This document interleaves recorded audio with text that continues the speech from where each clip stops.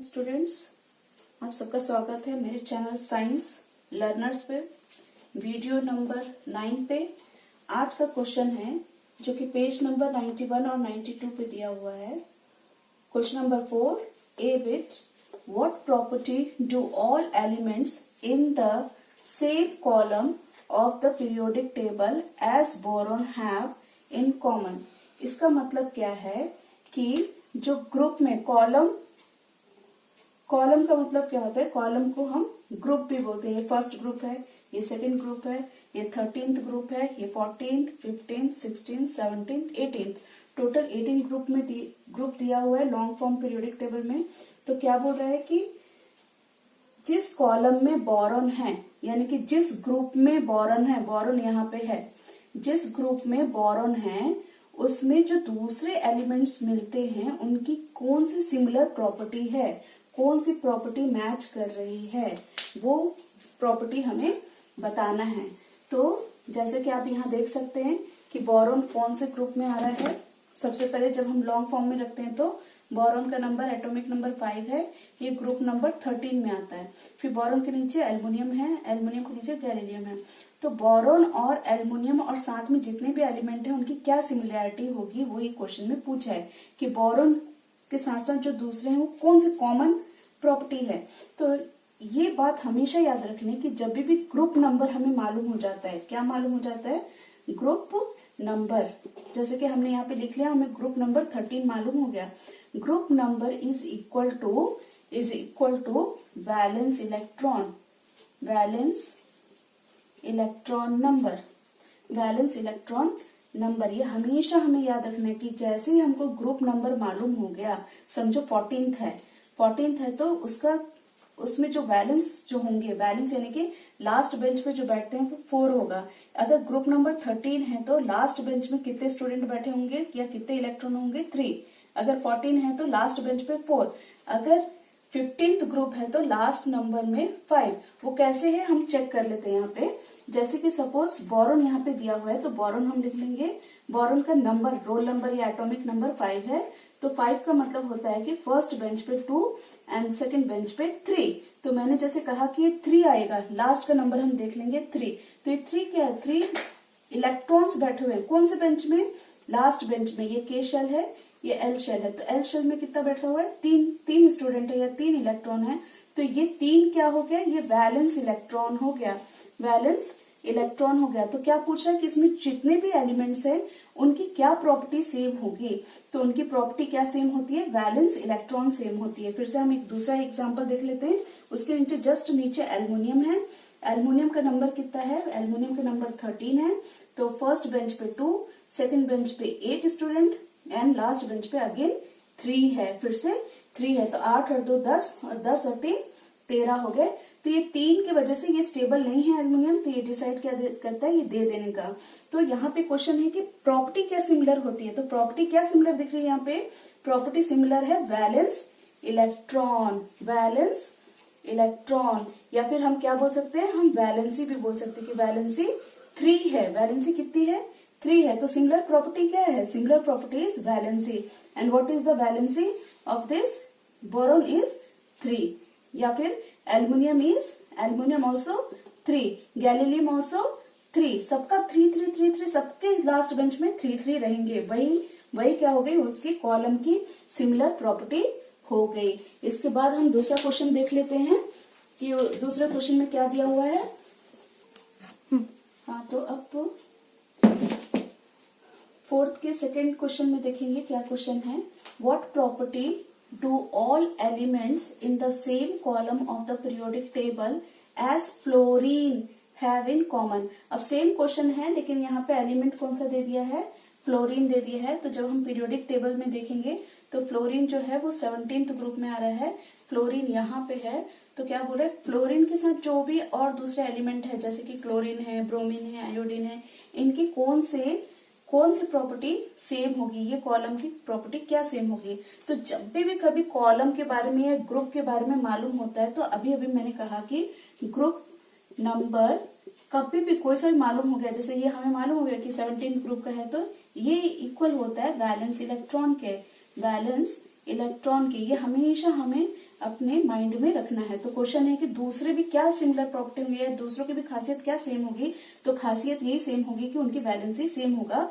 कैसे हम चेक कर लेते हैं, फ्लोरीन का 9 है तो 9 यानी कि फर्स्ट शेल में 2 और फिर सेकंड शेल में 7, यानी कि 7 ऑलरेडी स्टूडेंट बैठे हुए हैं। 7 एक बड़ा नंबर है, 7 एक बड़ा नंबर है, तो हम वैलेंसी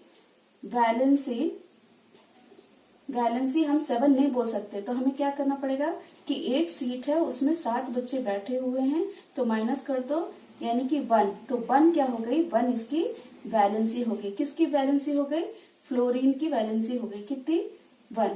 फ्लोरीन की वैलेंसी कितनी हो गई, 1। तो यहाँ पे पूछ रहा है कि क्या सिमिलर होगा, तो उनकी वैलेंसी सिमिलर होगी। ऐसे हम क्लोरीन का देख लेते हैं। क्लोरीन क्या, यहाँ पे मैं यहाँ पे बता देती हूँ। यहाँ पे जैसे 17 है तो फर्स्ट बेंच पे 2, सेकंड बेंच पे 8 एंड थर्ड बेंच पे 10 हो गया। देखिए 8 + 2 10। अब 7 सिर्फ बच गया तो 7 लास्ट बेंच पे बैठेगा। तो जैसे यहाँ पे फ्लोरीन के पास 7 था, वैसे यहाँ क्लोरीन के पास भी 7 इलेक्ट्रॉन है।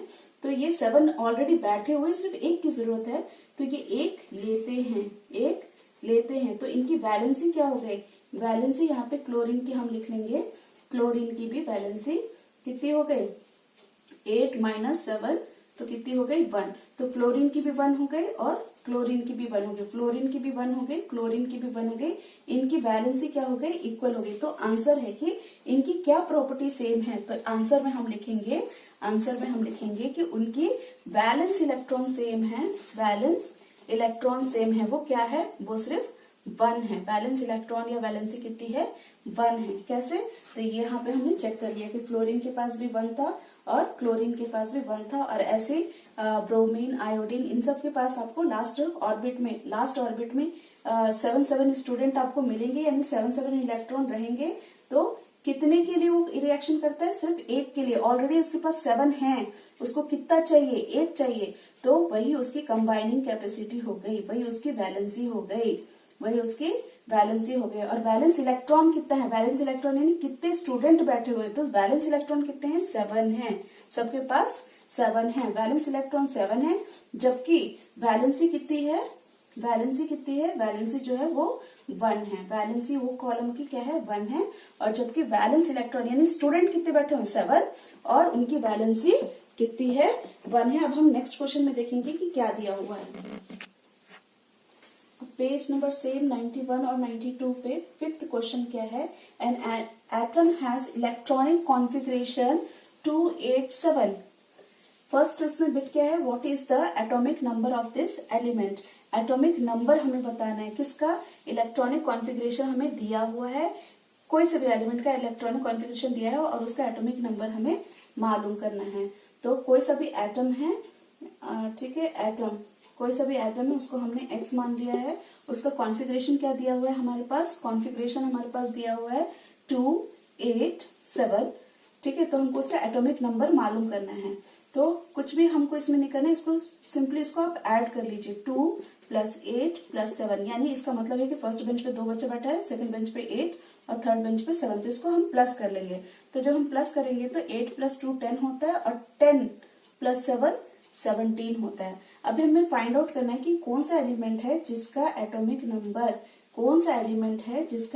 नंबर, यहाँ पे एटॉमिक नंबर हम लिखते हैं जिसका 17 है। तो मैंने कहा था आपको ये याद कर लेने का है।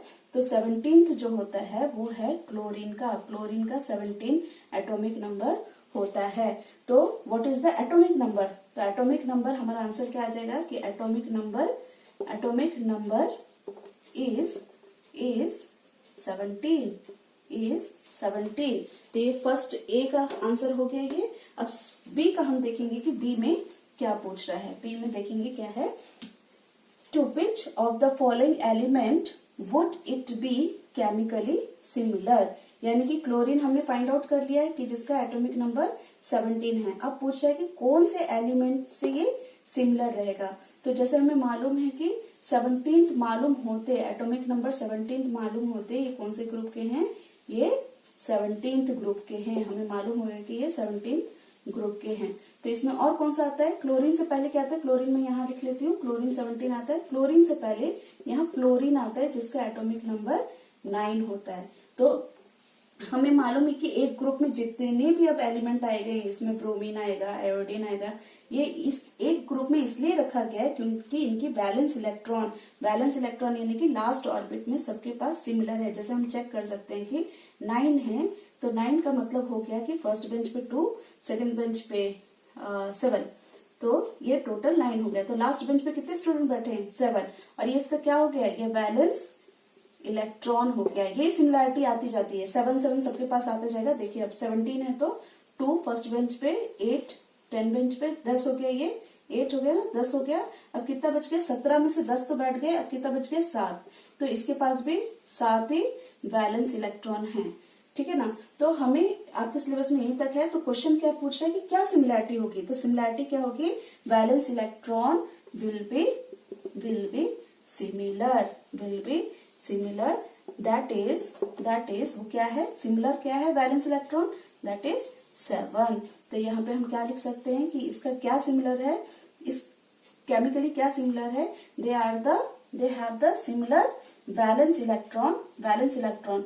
एक तो बैलेंस इलेक्ट्रॉन इनके पास 7 रहेगा, और बैलेंस इलेक्ट्रॉन 7 रहेगा, और दूसरी प्रॉपर्टी क्या हो जाएगी? ये इलेक्ट्रो अब ये 7 ऑलरेडी इसके पास बैठा हुआ है, 7 स्टूडेंट हैं, सीट 8 है, तो ये एक लेगा किसी से एक ये लेगा स्टेबल होने के लिए। तो लेने रिसीव करने वाले प्रॉपर्टी को क्या बोलते हैं? Yes, non metallic property. तो ये दूसरी प्रॉपर्टी हो गई कि नॉन मेटालिक है। और तीसरी प्रॉपर्टी हम क्या बोल सकते हैं कि ये जो लेता है उसको इलेक्ट्रोनेगेटिव बोलते हैं, इलेक्ट्रोनेगेटिव। तो 3 प्रॉपर्टी हमें सिमिलर मिल गई। फर्स्ट कि वो वैलेंस इलेक्ट्रॉन 7 है, और फिर सेकंड क्या हो गया कि वो नॉन मेटालिक है, मतलब जितने भी हैं ये नॉन मेटालिक है और ये इलेक्ट्रोनेगेटिव है। इसके साथ इसका 1 बिट और 2 बिट का मैं यहाँ पे आप सॉल्व करा दी हूँ। अब देखेंगे कि इसके बाद नेक्स्ट क्वेश्चन कौन सा है और उसका सॉल्यूशन। अब सेम पेज नंबर 91 92 पे क्वेश्चन है, 6th क्वेश्चन है, the position of 3 elements A B C in the periodic table. वहां पे क्वेश्चन कैसे दिया हुआ है? 2 ग्रुप दे दिया है, जैसे group number 16, group number 17। Exam में कुछ भी दे सकता है, कुछ भी अल्टर हो सकता है, इसलिए हमको कॉमनली जनरली लेके देखना है कि अगर ये चेंज हो गया तो क्या होता है, कॉमनली क्या क्या इनके सिमिलर प्रॉपर्टीज होते हैं। तो यहाँ पे ग्रुप नंबर 16 दिया हुआ है, यहाँ पे ग्रुप नंबर 17 दिया है। इसमें क्वेश्चन क्या है? State whether A is the metal और ए नॉन मेटल। तो ये जो यहाँ पे ए दिया हुआ है, ये मेटल में आता है या फिर ये नॉन मेटल में आता है, हमें बताना है। वो हमें कैसे मालूम होगा वो देखेंगे। तो सबसे पहले जो ए है वो कौन से ग्रुप में है, कौन से ग्रुप में प्रेजेंट है? यहाँ पे हमें ग्रुप नंबर मालूम हो गया कि ये 17th है। तो ए जो है वो है 17th ग्रुप नंबर, यानी कि 17th ग्रुप नंबर, यानी कि कैसे होगा इसका? कोई सा भी एलिमेंट रहने दो, जब 17th है तो मैंने कहा कि लास्ट वाला नंबर जो रहता है वही उसका वैलेंस इलेक्ट्रॉन होता है, वैलेंस इलेक्ट्रॉन होता है। तो वैलेंस इलेक्ट्रॉन इसका कितना हो गया? यानी स्टूडेंट कितने बैठे हुए हैं? स्टूडेंट लास्ट बेंच पे 7 बैठे हुए हैं, लास्ट बेंच पे। ये देख करके, सिर्फ ग्रुप नंबर देख करके, सिर्फ ये ग्रुप नंबर देख करके इसका जो लास्ट नंबर रहता है 7 वाला, उतने स्टूडेंट बैठ रहते हैं। इसमें कितना स्टूडेंट बैठा हुआ है? 16 वाले में 6 स्टूडेंट बैठे हुए हैं, 6 बैठे हुए हैं, जबकि 17th वाले में 1 प्लेस पे देखना है 7 बैठे हुए हैं। तो 7 बैठे हुए हैं, तो इसका बैलेंस इलेक्ट्रॉन यानी नंबर ऑफ स्टूडेंट कितना हो गया? बैलेंस इलेक्ट्रॉन 7 हो गया। तो ऑलरेडी 8 सीट है, 7 ऑलरेडी बैठा हुआ है, तो कितने की जरूरत है इसको सिर्फ 1 इलेक्ट्रॉन की जरूरत है to become octet, to become stable होने के लिए सिर्फ इसको 1 की जरूरत है। 1 कहीं से भी अरेंज करेगा और स्टेबल हो जाएगा। तो जो लेने वाली प्रॉपर्टी है, जो रिसीविंग प्रॉपर्टी होती है, उसी को, रिसीविंग प्रॉपर्टी को ही हम क्या बोलते हैं? Non metallic property. तो आंसर क्या है इसका कि state whether A is a metal और ए नॉन मेटालिक। मेटल है कि नॉन मेटल है? तो ये एक नॉन मेटल है। क्यों नॉन मेटल है? क्योंकि ये 17th ग्रुप में है। 17th ग्रुप देखते के साथ ही हमें मालूम हो जाता है कि 7 स्टूडेंट बैठा हुआ है। जब ऑलरेडी 7 स्टूडेंट बैठा हुआ है तो कितने की इसको लेने की जरूरत है? तो ऑलरेडी 7 है, सिर्फ इसको 1 चाहिए, तो 1 ये लेगा, देगा नहीं, लेगा, रिसीव करेगा। This receiving property, electronegativity property is known as non metallic property. देने वाली प्रॉपर्टी को मेटालिक बोलते हैं, लेने वाले को नॉन मेटेलिक। तो इस तरह से ये क्या हो गया, नॉन मेटेलिक नेचर हो गया। अब नेक्स्ट हम इसी के बी बिट देख लेते हैं कि क्या है। अब बी इसका बिट क्या है, सेम क्वेश्चन पेज नंबर 91 92 का, state whether C is a more reactive और लेस। यानी कि ये जो सी दिया हुआ है, सी जो कि ग्रुप नंबर किस में आ रहा है, 17th में आ रहा है। तो ये सी जो है ये मोर रिएक्टिव है या फिर लेस रिएक्टिव है, वो हमें देखना है। मोर रिएक्टिव देन बी है कि लेस है। तो जब 17th में है, जब ये सी कौन से ग्रुप में है, 17th ग्रुप में है, 17th ग्रुप में है, तो जैसे मैंने कहा कि ये नंबर देख लेते हैं तो 7 है, यानी कि 7 स्टूडेंट, बैलेंस इलेक्ट्रॉन इसके पास कितना है, यानी कि बाहर के बच्चे इसमें बैठे हुए कितने हैं, तो 7 है। तो ऑलरेडी 7 बैठे हुए हैं, सीट 8 है, 8 में से 7 बैठा हुआ है, तो कितना इसको चाहिए, सिर्फ 1 चाहिए, सिर्फ 1 चाहिए। तो क्या होता है, ये मोर रिएक्टिव होता है, बहुत जल्दी, जैसे दूसरे इलेक्ट्रॉन को देखता है, ये जल्दी से अपने पास खींच के स्टेबल हो जाता है, खींच के बैठा लेता है, 8 हो जाता है, स्टेबल हो जाता है। जबकि बी का हम केस देखेंगे तो बी जो है वो ग्रुप नंबर 16 में है, ग्रुप नंबर 16 में है। यहाँ देखिए ये 17th में है बट ये 16 में है। 16 का होते के साथ हमें ये मालूम हो जाता है कि 6 है, यानी कि वैलेंस इलेक्ट्रॉन कितना है उसके पास, 6 है। 6 है यानी कि कितना इसको चाहिए ऑक्टेट होने के लिए, 6 बच्चे हैं और 8 बच्चे होने के लिए कितना होना चाहिए इसको, तो इसको 2 इलेक्ट्रॉन लेना पड़ेगा। तो इसको एक ही अरेंज करना है तो बहुत जल्दी अरेंज कर लेगा और स्टेबल हो जाएगा। इसको 2 चाहिए तो थोड़ा टाइम लगाएगा, तो जब टाइम लगाएगा रिएक्शन के लिए तो उसको हम बोलेंगे लेस रिएक्टिव। और यही आंसर हो गया कि सी इज मोर रिएक्टिव और लेस रिएक्टिव। तो C is more reactive, C is more reactive than the B, C is more reactive than the B. Next question इसी का देख लेते हैं हम, सी बिट देख लेते हैं।